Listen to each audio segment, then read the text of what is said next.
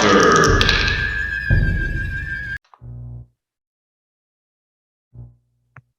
Okay, welcome to another episode of Random Encounters. I'm Deathstalker 5, joined by the legendary artist and entrepreneur, Steve Crompton.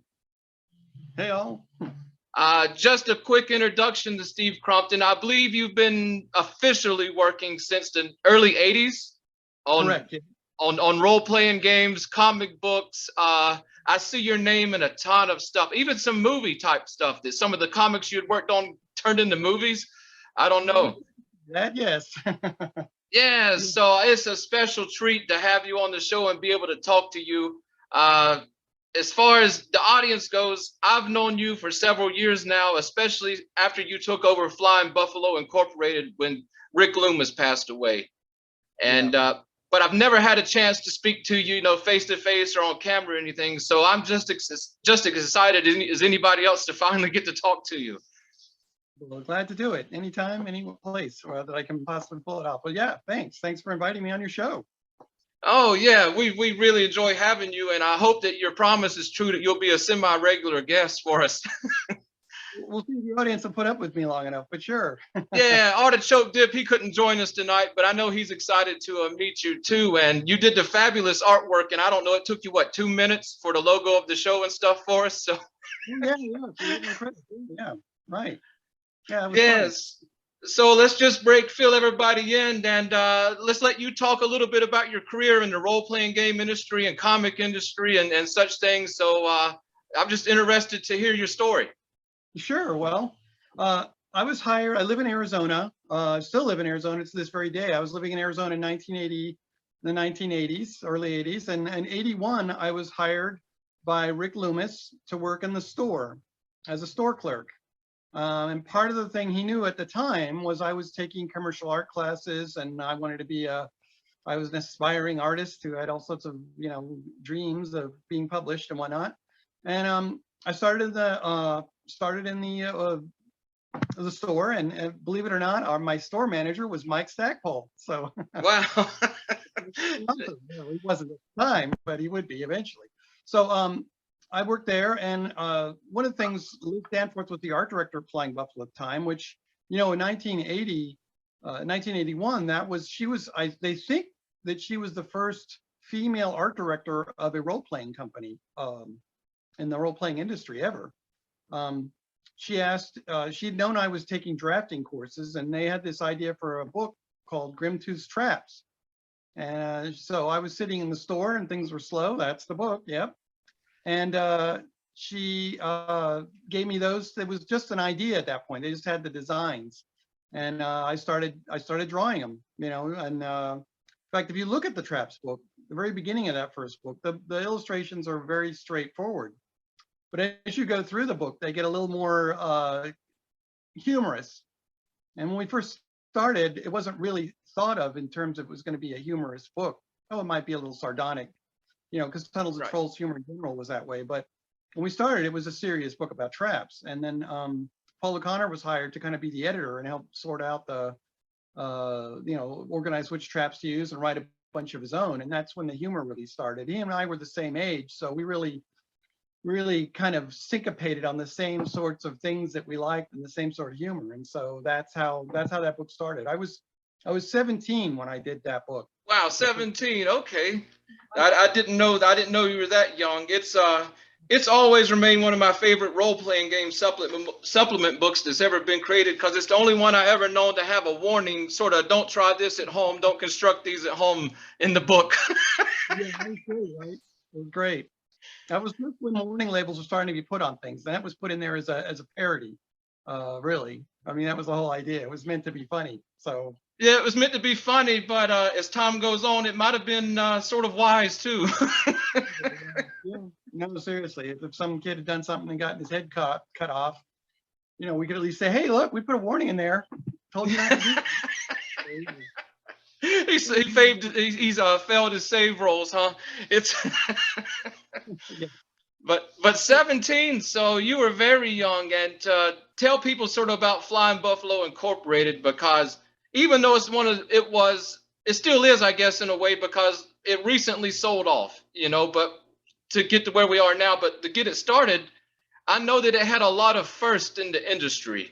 Sort of, I think Rick was the first to have the computer mail by post game sort of going on. Yeah. Yeah, and Tunnels and Trolls was the second role-playing game to ever come out, be published. So And the right. first had solo adventures. We And the kind of later on in the later 80s, all these other companies came along with the choose your own adventure books, and we'd kind of forged the path for that. We were the first ones to do it, and a lot of people saw that and said, well, hey, what if we did that in a paperback book? And all these other companies started doing those. Sure. So Flying Buffalo has just a whole lot of first and a lot of history, and it's amazing that you got to start there when you were 17 years old and get involved. Yeah, and it was really quite an honor, a sad honor, because Rick had was dying and then passed away. But I became the manager of Flying Buffalo the last 3 years before the sale, and so it was quite the story of the humble stock boy who ends up becoming running the company in the end, I suppose. So yeah, it's amazing, and you're responsible for my bank account not having too much money here for the last 3 or 4 years, because you've just been releasing and re-releasing a lot of great stuff, and along with Ken St. Andre and everybody involved with Flying Buffalo over the years, the Kickstarters, the exclusive materials. You've been very busy putting it on converting stuff to PDF and putting it over on drive-through and stuff. It's been you've been just so busy with that, and now that it's sold, I understand that you and Ken have some plans of your own, sort of away from the Tunnels and Trolls, but related with Monsters and Monsters. Correct. Basically, Ken still owns Monsters, and his plan is to our plan is to do some more things for it. We came out with the which by our reckoning, it was a big success. We did second edition Monsters, which hadn't been changed since 1976, and we did that last 2020. Went over really well, and we're going to do some more things for it, more solos, more adventures. We're working on a big book right now, and we'll have an announcement on that in the near future, exactly what that's going to be and how we're going to do it. It will be a Kickstarter, I can tell you that. And I think it's something that even TNT fans will really like, and something that they've wanted to see for a long time. So, and I'll leave it at that. So there you go. Oh, for sure. And I hope my wife doesn't watch this one, because I'm already saving up to grab the Monster and Monsters from you, the leather-bound edition, because I love what the style of playing things like Mercenaries, Spies and Private Eyes, Tunnels and Trolls. These games are some of my favorite, especially for solo play. So I know Monsters is just right up there with it. So it's you guys got to give us a break. It was really an honor to. I really back in '81 when I worked on Mercenaries, Spies and Private Eyes with Liz and Mike. That was when we were all at Flying Buffalo, and we were so proud of that book. And I did all the gun illustrations in it, and I designed the logo, and I did a couple other miscellaneous illustrations in there. But the book was it's a beautiful book, and it in 1981 it was the best looking. I think it came out in '83. In '83, when it came out, it was the best. Really, it was the best looking role-playing book that had come out in that year. It was just beautiful. The layout, the graphics. Liz and Pat did an amazing job laying that book out and working the art into the style of art, the artist she picked, Michael Kacharski, and working the art into it. It just it was beautiful, and I was such an honor and a privilege to be able to have the chance to bring it back when we did in 2019. Yeah. I mean, to do a hardcover book of that. If any book ever deserved a hardcover book, that's a book that deserved it. It was so great to bring that back and to enhance it. And I was able to go back in and fix some things that hadn't came out as well as they could have, and make some corrections. And then Mike wrote some new stuff for it, and we added some more art, and it just came out really nice. I was very, very proud of that. It is. It's a fantastic book, and remains one of my favorite systems for modern days, sort of the, let's just say, gun era, from Black Powder all the way up to modern day, and even some sci-fi and fantasy thrown in. It's such a versatile system. It's one of my favorite of all time. So I'm definitely a big fan. Yeah, it had so much potential. We thought for sure it was going to be the biggest thing since Hop Lead, but you know, it didn't go over as well as we'd hoped because there were a bunch of other people doing the same thing, and uh, you know, we just got out marketed. You know, there's a James Bond role playing game that stole a lot of our thunder that came out, and Then what was it? so Top Secret, I think, was sort of a copy of you guys. within the same year, 2 year period, and so it was. There's only so much oxygen in the room, and so that it didn't go sell as well as we'd hoped. But we're really proud of that. And the next thing we did for that, Stormhaven, actually ended up winning an Origins Award for best. Oh, best that's yeah. Stormhaven's got to be in my top 3 game modules ever released. Inside the folder with the maps and the book separate and everything, it's just fantastic. Oldie characters and stuff. It was really cool. Yeah, I really enjoyed that one. It's so now one question when we talk about Flying Buffalo, of course WebSphere bought it, and I know you're under some disclosure agreements, so a lot of things we can't maybe say or whatever, but with Mercenary Spies and Private Eyes, did they acquire that along with Tunnels and Trolls, or is that going to stay separate? No, they definitely acquired. That was a property that was owned by Flying Buffalo. Mike did it for Flying Buffalo, and it was so yeah. They definitely have that. They have Nuclear War. They have all the Tunnels and Trolls stuff. They have all the other related games that Flying Buffalo had published over the years, Berserker and a whole bunch of other things. They have a license. One of the last things I did while I was still president or whatever, manager of the company, as I worked at it, I updated the agreement with Al Leonardi so that theoretically WebSphere has a license with Lost Worlds to continue doing those if they want to. I don't know if they will, but they have that.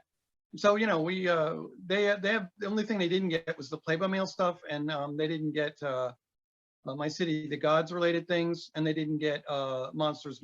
In the end, Ken didn't want to sell that. He wanted to hold on to it, and so that was his privilege to do so, and he did. So there you go. Yeah, and what an amazing guy Ken is. You know, I was just thinking, you know, that he signed Tunnels and Trolls over so that deal would go through, and I'm not sure if I could take something I've worked on for 50 years almost and do it. So what a great guy that Ken is. It was difficult for him to do. It's Sure. Any creator is going to have a really tough time doing that. And you see that now with on a bigger scale, a lot of the rock artists of the 60s and 70s are now selling their you know, rights to these bigger corporations, and you know, it's tough for them to do that emotionally, you know. But as they get older, they realize, well, if I don't do this, it's gonna, you know, just kind of fade away. So I better. And I think that's part of what Ken's thought was, this way that it could continue on, you know, and become bigger and become what we all really hoped it would have been, could have been, and should have been, frankly. If you think about it, I always have this story that if you're an alien looking down on Earth from outer space in 1980, and you saw these 2 games, and one was called Dungeons and Dragons, and the other was called Tunnels and Trolls, and you compared which one would be more likely for the mass audience to be able to play, your average person, which one had more versatility. If you're an alien from outer space, you say, oh, it must be that Tunnels and Trolls one, because not only easy to learn, easy to play, but it's also, you know, you can play it solo. And those are all things that D&D didn't have. Plus ours at that time were also better looking too, so. Well, I've ever, you know, Tunnels and Trolls suffered from publicity of our press so much. You know, I think the Satanic Panic sort of helped D&D out big time back in the 80s, you know. That's probably true. And I think that Buffalo never really got had the ability to get into the big mainstream stores. You know, we were, for a while, we were in the Hunter's bookstores, and then we got to gaming stores all across the US, but, you know, we didn't get into like Kmart, for instance, or Sears, or, you know, those are all big sellers of things back in the 80s that TSR was able to get into, and we did not. And that was, you know, that's the way it goes. So. Right, but it's if you haven't checked out Tunnels and Trolls, it is definitely a game to check out, especially if you're a solitaire player. I wasn't aware of it until after the year 2000, probably. But once I became aware of it and got the rules in my hand, I love Tunnels and Trolls. To be honest, it's one of my favorite games just to sit down and roll up a character really quickly and just go. You know, there's not all the need of the thousands of books and campaign modules and everything. It's so simple and so compact, but yet so versatile in the same time, you know. You can roll up a character and, you know, someone can show up at your house, you can roll up a character in less than 10 minutes and be playing. Boom. I mean, you know. Yeah, so I've always been a big fan of it, and it's amazing. Now, you said you started when you were 17, sort of helping out around Flying Buffalo. Before that time, were you interested in role-playing games or tabletop gaming at all, or was that something you developed while you began working at Flying Buffalo? Well, I had played before I worked there. I had played a bunch of the solos because Rick had given me some of those. I met him through my sister, believe it or not, my younger sister Gina. He was a camp counselor at the church that she was going to regularly at that time, and that's how she met Rick. And you ought to meet my brother. He draws things, you know. He wants to be an artist, and so that's kind of how that happened. But by then, I'd already been playing some of the solos. But other than that, you know, this is 1979. I probably didn't really know. I didn't even know what role-playing games were at that point. You know, that they were really only 4 years old at that point. So that was a brand new thing for me until I started playing the solos in 79, 80. So somewhere in that range. Oh, that's amazing. You know, most people in the industry nowadays are drawn to it just from the passion, but you were there in the early days and you sort of just got caught up in the passion as you went. So that's very interesting. Yeah. I come at it from the fantasy side. I was a huge comic book fan. I loved fantasy. I loved science fiction and sword and sorcery stuff. I'd read a whole bunch of, I was really into reading Sands of Gore and Lynn Carter books and things like that back in the early 70s, mid 70s. And so H.P. Lovecraft. So that's what brought me to fantasy, and being able to read a fantasy book and be the main character in the story that was really appealing to me. That's what really brought me into really, and that was how I got into gaming as well, as really enjoying fantasy books, Robert E. Howard, and various other books that really just pulled me in, and being able to play and experience these worlds, Right. but finding players was always a problem. But hey, you guys tried to solve that problem too. Yeah. So I remember one of the first things I did after the Traps book is we put together a directory of Tunnels and Trolls players. People could send in their addresses and names, and we published a little booklet that had all these different people who were really loved to play Tunnels and Trolls and willing to play it for other people. And so we had this booklet that we sent out, and that way they could all communicate. This was before the internet. So you would send people letters back and forth and then say, well, let's meet up I live in Hoboken. Where do you live? And let's meet up and we'll play Tunnels and Trolls. I mean, that's one of the ways one of the ways that people kept in contact. Right. I remember it being in the back of most all of the gaming magazines back in the 80s and 90s, was sort of a directory, our list two directories of, player associations. Stores and things like that. Yeah, that was how you did it back then. You'd look up and you buy the Dragon magazine and you'd see, hey, there's a store 30 miles from my house. I'll go over there and see if they've got what I need, So, yeah.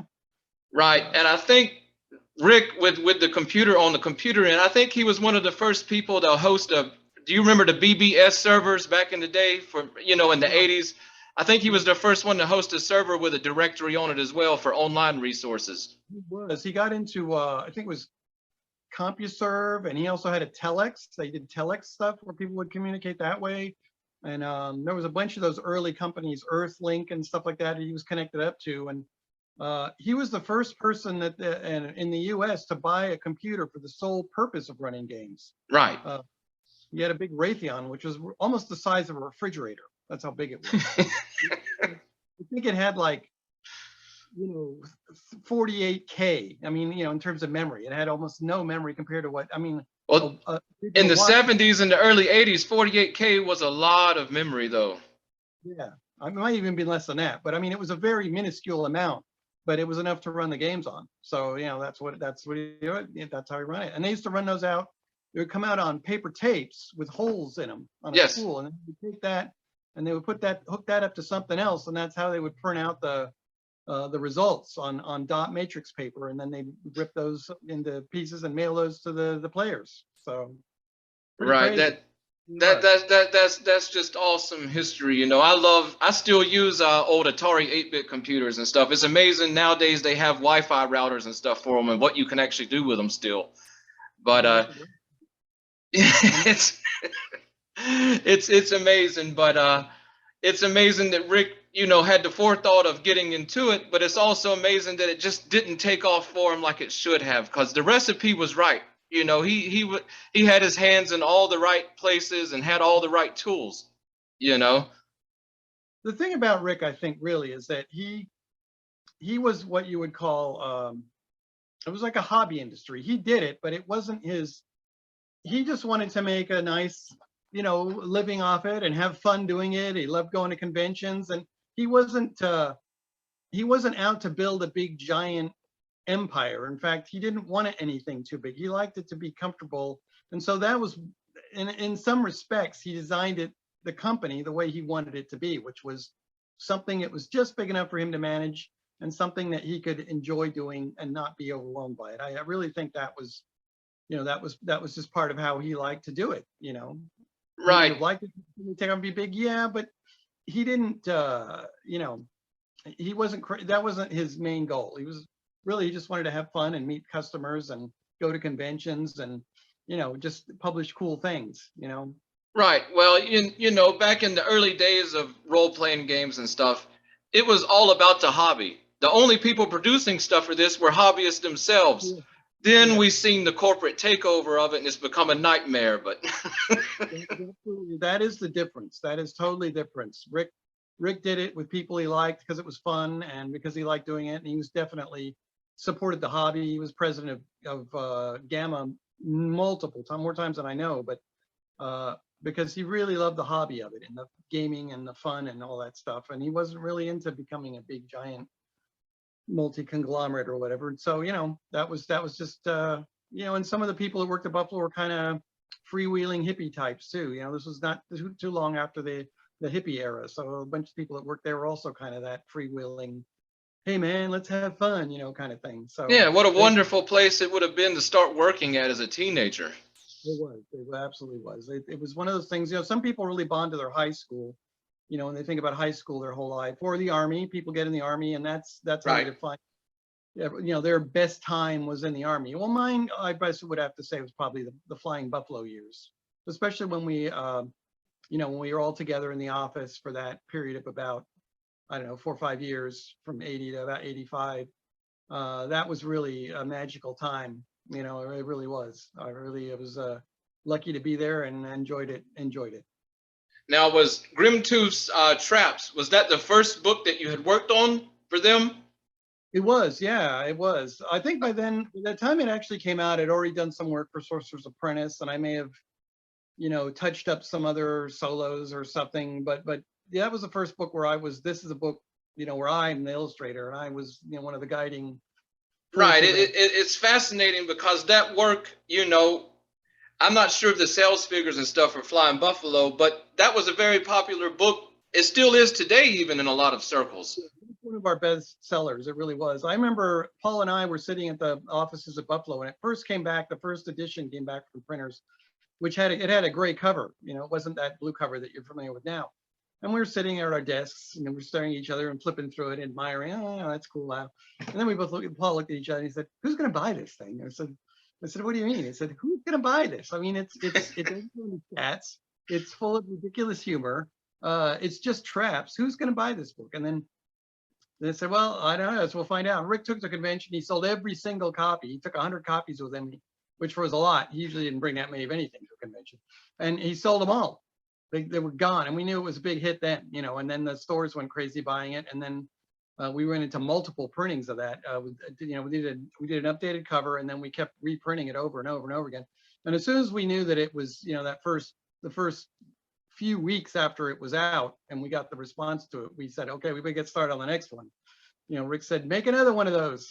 So yeah, how many in the end did you guys end up making? Was it 8? Yeah, it was, I guess, officially 7, but then the 8th, you could say, Worst of Grimtooth came out. That was done by Necro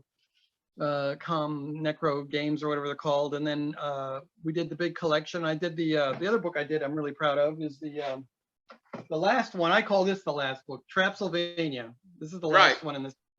And everybody who was involved, I got Liz is in here, Liz Danforth. Ken's wrote stuff in this. Paul O'Connor wrote stuff in this. Bear Peters wrote stuff in this. I wrote a bunch of stuff in this. I got all the artists who had worked on the other trap books over the years to submit at least a few pieces of art. And then I wrote most of it, and I did all the illustrations and all the rest of the illustrations and stuff. And this to me is the magnum opus of traps. Well, there's just something else I'm going to have to spend my bank account on trying to find.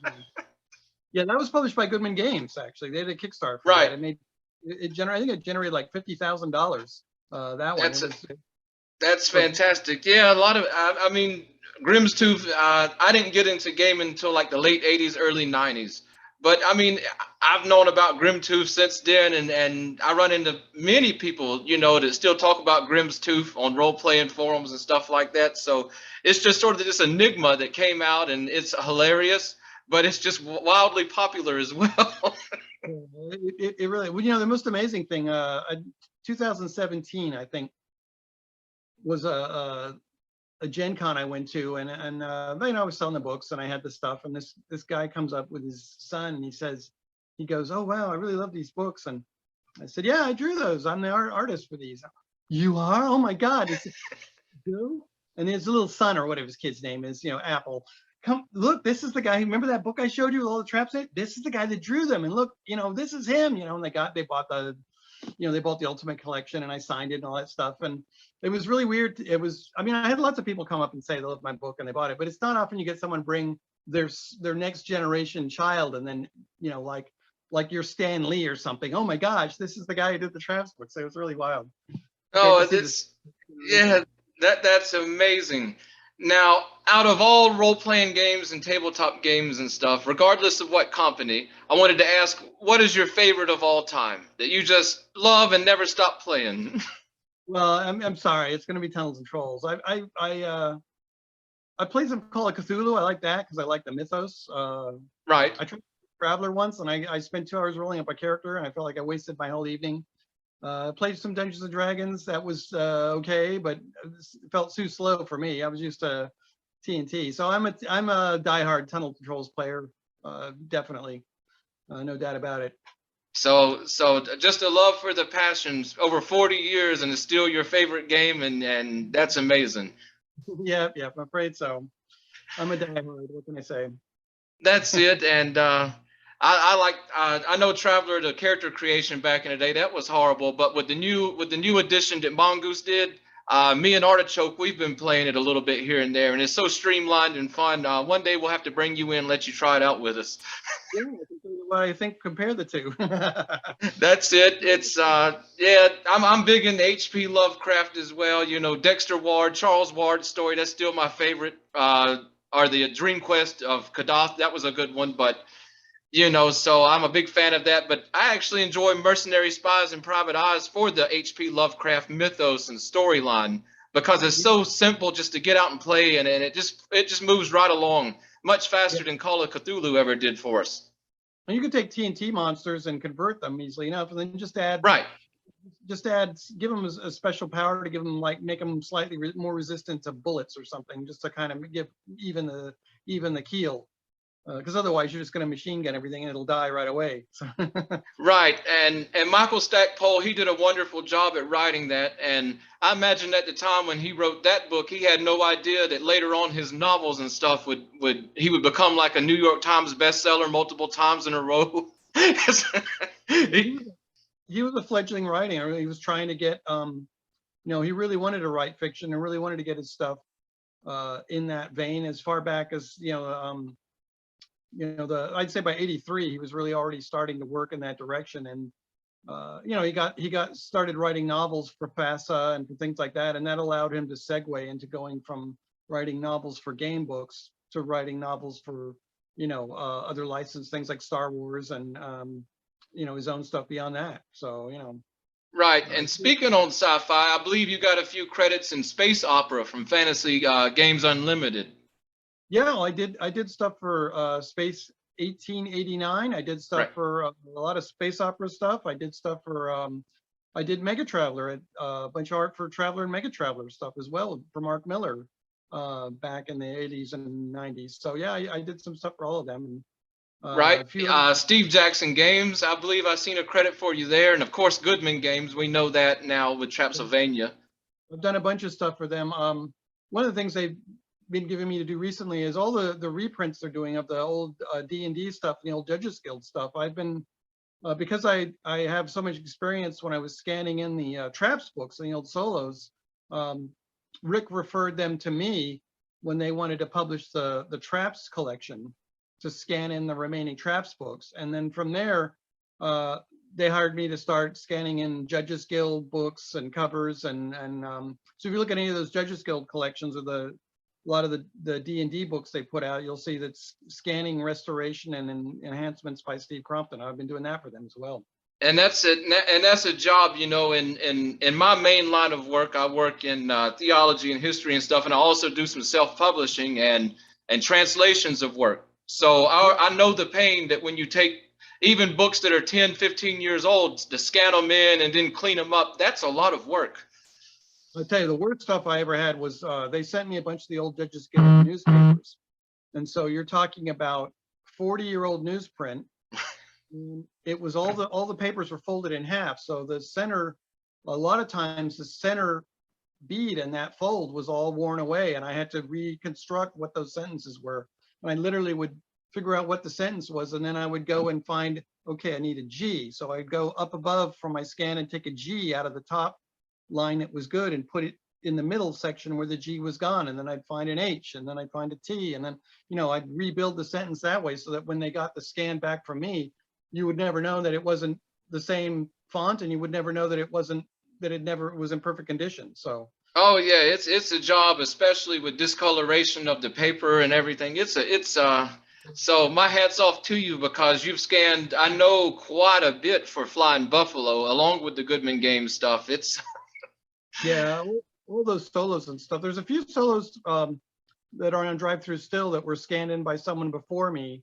Usually I think Rick got scans from fans, and then he would just put them up Sure. there, and the fans were not, you know, they just scan them and they'd be all kind of shades of gray instead of black and white, and they were crooked, and, you know, just all sorts of stuff. And I wouldn't put up with that. I had to, you know, everything's got to be straight, and it's got to be cleaned up, and, you know, brilliant right and black and white, you know, really just, you know, really clean it up and take out any dirt and all that stuff. Right.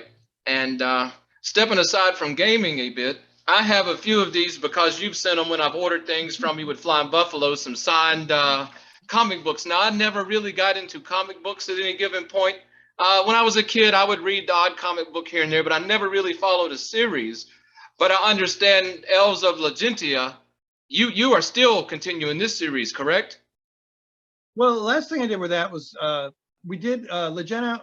We did 3 Legenda books, and then we did 2 big books for Flying Buffalo that were for any role-playing system. And then about a year or 2 ago, I think it was, I took the Legenda Stanza pack and I scanned that all in and put it in, and then I wrote a new article on how to use it with Tunnels and Trolls, because originally it was meant for any role-playing system. And I just Right. said, well, since this is on drive-through, I'm going to write a special article on, did conversions on how you would use it with Tunnels and Trolls. You know, how you could tweak an elf and make it a Legenda elf. You know, and Right. make a dark elf And with Tunnels and Trolls. With that was the last Legenda thing I did.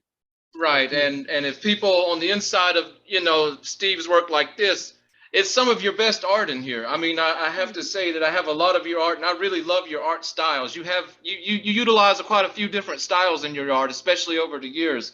But I think that these represent sort of Steve Crompton, you know, just overall, and I just really enjoy them. Well, thank you very much. I do. I have a cartoony style like that I use for some of the Traps books and for the nuclear war cards, for example. You know, Right. those in a very specific sort of style. And then I have a sort of a really illustrative style where I do a lot of stippling and touch, you know, all that kind of stuff. And then I have sort of a digital style that I've developed recently where now here, let me hold this one up and see if you can, like that illustration there is all digital. They took the 2 figures in the center. Those are actually paintings of regular women that were painted in the 1800s. And what I did was I took them and I digitally alter them so that they become characters, you know, a cat woman and you know, a demoness, and that's all done digitally. So it's sort of another, and then I combine photographs and all sorts of things to create sort of these digital collage approach. Right, And that and I love that idea. Your city, the last City of the Gods cover you did, I just absolutely loved it. Now you showed me the progression of starting with the old painting and then adding in the characters and everything, and I just absolutely loved it. You know, you let me play around and animate it a little bit, and I'm working on that other one right now. That's a little more complicated, but I just love that art style. It's beautiful. it's really, you know, it's lucky because City of the Gods deals with these classic gods of old, and that's how we write the novel.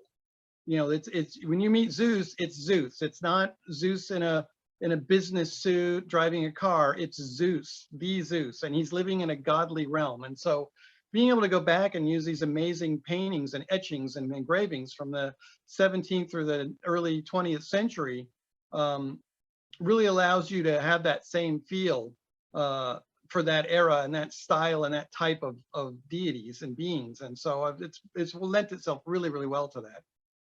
Right, it's fantastic, and I enjoy City of the Gods. I majored in theology with my doctorates and stuff. So reading how you guys incorporate like the Canaanite pantheon and the ancient Greek pantheon and stuff, I really enjoy it. Then it's fictionalized, of course, to give it a story where they're. I mean, it's if you guys like that kind of thing, it's definitely something you should check out. I believe that's available on. Isn't that one available on Amazon currently? Yeah, in fact, this is the first book in the series. It's Right. 400 pages, but there's actually an audiobook version, which was done by a professional audiobook person, and it's just amazing because he does the voices for all the characters. And I don't know if anyone's listened to like the Harry Potter audiobooks, but it's kind of got that vibe where every single character has a very specific voice. You know, a lot of audiobooks, they don't really have much variance. It's just a person reading it, but this one, Sure. you really get that. And then there's also the sound effects, like if they're out in the street, you can kind of hear like, you know, vendors in the background or the sound of a cart wheels rolling down the street. It's like just kind of gives it that vibe that you're really there. So I had a lot of fun working on those projects, and we're trying to finish the third book now. That's one of my big goals for this year is to get the third and presumably final book in that series finished. So. Well, I don't know if you guys like to use the final word sometimes, but I don't believe you because as long as you guys keep rolling, you keep producing great content. I keep thinking I'm going to write a prequel book that will be shorter, that will be an easier way to people get in it, and just kind of shows the main characters that you meet in the first novel, sort of like what happened before Avi shows up, and how did they meet, and you know, that kind of thing. Because in the book, they already know each other. It's like, oh, I've got a friend. We should go see him, or we should go to the fairy woman. She can take us across the lake, you know. And it's like, well, how do they know these people? So I'm kind of thinking my next book will be the prequel. It'll be kind of the setup for all of it. So anyway. You remain one busy guy. I'll tell you, you're always working on something. It's I always tell people I'm like I'm like Frankenstein, the doctor, who created his creation alone in a tower somewhere, madly cackling, working on these insane projects that are going to change the world. And that's all I focus on. You know, it's like, God, I must get this done. It's my great creation. You know, so until the next great creation. So you know, that's just how it works. well, That's yeah, how. and you can, and I've always got a sense from all of your work or anything that you've been involved with, especially like Flying Buffalo in the last couple of years, that I get a sense that you sort of pick up like Rick, that you're all about the hobby and you just want to have a comfortable life basically, but the love for the hobby and the love for what you do just comes through everything. I always try, you know, when I was rescanning and doing new stuff for Buffalo those last few years, I kept thinking that, you know, what can I give the readers that would, you know, even if they already have this solo, what could I give that will make it more interesting for them? What would it do that would make it cool? And no, so I would add maps so they could use it for a GM adventure, or I wrote an article about, you know, one of the cool ones, I wrote an article about Dargan's Dungeon, right? It was a solo. Well, how did Right. that, how is it that it's credited to 4 different authors? How can a solo be written by 4 people, you know? And how did that happen, you know? And what was it like working on that thing back in 1982? So, you know, it's kind of fun to write these reminiscences, and a lot of the solos that are on drive through right now have those kind of look backs because I was there. So I wrote what it was like when we made it and why we made it and why it was changed. And, you know, and I enhance the back covers and something where I can, I add new art where there's places in the old scan where I think, you know, there's a big space there. Why don't I just put a new illustration in here to, you know, make it more, why not? You know, there's a blank space, I might as well fill it. So, you know, yeah, I'm looking at it from a fan basis. You know? Yeah, so it like I said, your love for the hobby and the passion for what you do just bleeds through everything that you touch. And I can tell you, just me personally, I really appreciate it because you gave me at a time when like D&D 4th edition came out and Pathfinder and this stuff that really didn't interest me, you Yeah. know, Flying Buffalo and then you taking over and stuff. It gave me a breath of fresh air to really get back into the hobby and enjoy it again. That's great. That's great to hear. I remember back in the 80s, we felt like, you know, TSR back then, and Gary Gygax were like,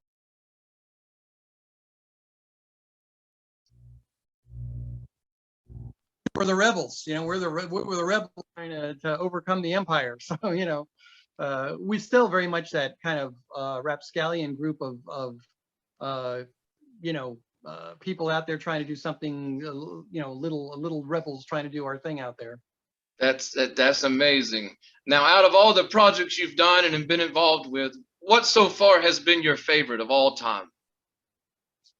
I guess I'd have to say doing the Traps books was really, you know, that I never thought when we started working on those that would become such a thing, you know, that I would end up doing 7 books. The last book I did for Buffalo on that was officially was Traps Bazaar in 1990. I want to say it was 94 maybe, Mm-hmm. 94 in there. Who would have guessed that I started in 81 and would still be doing it in you know, 88, when it was 94, and then to come back in 2017 and do that, you know, Ultimate Traps collection and be so involved in that and writing new traps for it and everything was just writing articles about the history of the game and, you know, everything of Grimtooth was amazing. So, you know, I was amazed. That's probably my one that's closest to my heart, you know. Yeah, that's and it's amazing. Like I said, I still can't get over it. You were 17 and your first sort of project was doing that, and it just took off like it did. So that's just a charm story all over, you know. It is. It really was. It's like I said, I was in some regards, I was a fly on the wall. I was the young kid, and these were all these people in their, you know, mid-20s and older, and I was like just this little kid, you know, and it was really fun to be part of that, you know, and see what it was like if you were really a grown up, you know, kind of thing. Right, and I can't help but thinking you said Flying Buffalo was just this really fun place to work at. Some people from sort of the hippie generation, the hippie culture were involved. I could imagine your game nights. I imagine Flying Buffalo definitely, you guys had some game nights together. And I could imagine you've got some stories from those game nights. Yeah, there's some great stuff. I mean, we had you know, we also had the store, so there was also game nights going on every weekend in the store, and so we would sit in. Sometimes we'd play test games, take them out there and have them Hmm. play test the games and see what people would think and get feedback. And sometimes we just had a good old time playing us and some of the other customers, and you know, just going crazy, playing Grizzle Grimm's Dungeon. Ken Snyder would come in with his index cards, and we'd play with him, or Bear running something. You know, it was really great that way. There's no doubt about it. It was a lot of crazy fun and late night silliness. So, you know, Yeah, that's what it's all about. You know, that's really what this hobby is about. Is the products are great and the games are fun, but it's about being part of a hobby with great people, you know. yeah, definitely.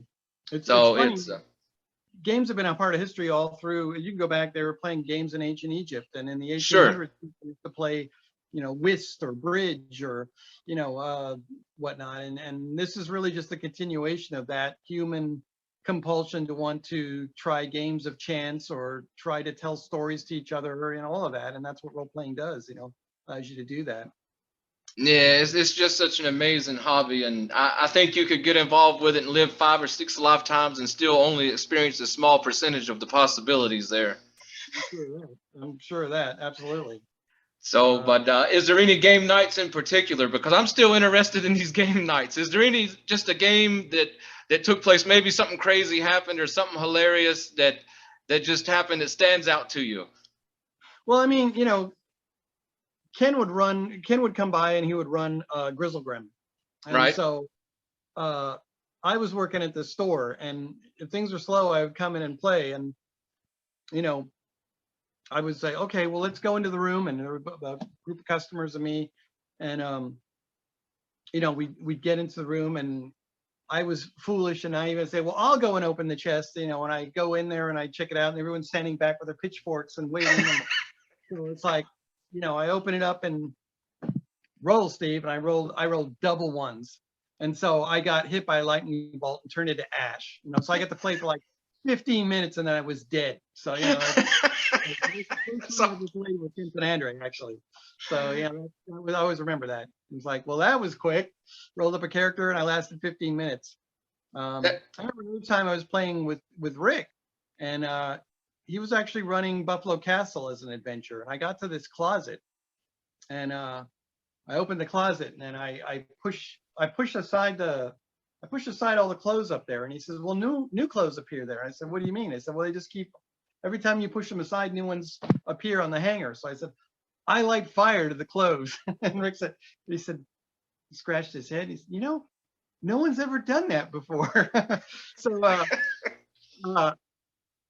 he said, okay, I'll let you do it. And so that closet became eternally burning. Now, after that, when people would go to that closet, it was this never ceasing fire. It would endlessly burn because someone had lit fire to them. And so years after I had played that closet was still there with the infinite number of clothes hanging in the closet. They kept catching fire infinitely. So one time go ahead. No, that's fantastic. You know, I think that's my favorite part about gaming is just hearing the stories from people about different games they've participated in and things. So the ever burning closet. There you go, yeah. Another time I was playing with Larry DiTillio, right? You know, Larry DiTillio, he's a writer in Hollywood. And for about 2 years or something, 18 months, whatever it was, he worked at Flying Buffalo during the writer's strike in 1982 or 83, I think it was somewhere in there. And so he was there as a staff writer, and probably he was responsible for a lot of what the first City Book probably would not have happened without Larry DiTillio. They put him in charge of that, and he got everyone to write stuff, and it was really great. He tried to coax us and he mentored us to help us write, you know, helped us write through these things. But one of the adventures I played with him at a I forget where it was now, probably at somebody's house, and we're in this old castle, and we realized we're probably in Dracula's castle. And I said, are we seeing everything in black and white or in color? And he looked at me, he said, very good. You're seeing everything in black and white. So then we realized we were in a movie. We were in Dracula, the movie. So again, that was kind of, again, I asked you a good question. So I always remember that, because that was something where I was like, oh, I figured something out. So. Yep. And before we go, of course, you're going to come back and we're going to talk about your projects going on and share stories and have you on as often as we can. But I've never seen you without the famous black hat. Is that around? You might have to put it on one time for the audience. I'm sorry, I don't have it with me. I mean, it's in the other room. I have to get up and go get it. No, but I'll do it next time. Yeah, next time you got to wear the famous Steve Crompton hat. Sorry about that. But yeah, I've so enjoyed talking to you and meeting you finally across the air for the first time, and I really look forward to you coming back and sharing stories with us and new projects and different things from time to time. And I know Artichoke missed us tonight, but he's biting at the chomp to get to talk to you as well. There you go. Well, at least you know my hat isn't on all 24 hours of the day. There you go. Well, I'm almost disappointed by that. No problem. I'm kidding. But yeah, it was amazing to meet you, and I look forward to bringing you back on the show as soon as possible. All right, great. Yeah, sure. Let me know. We'll do it again. I'm sure there's plenty more we can talk about. So. Oh, most definitely. But thanks again for coming, and guys, we'll see you again next week. Thanks, everybody. Thanks for having me. Hey, this is Deathstalker 5. If you like the Random Encounter Show, make sure you're subscribed to our channel so that you'll be the first to know when we upload a new episode. Want to support the show? Head over to Questing Table Studio on Facebook. Let us help you bring your table to life with miniature painting services and terrain.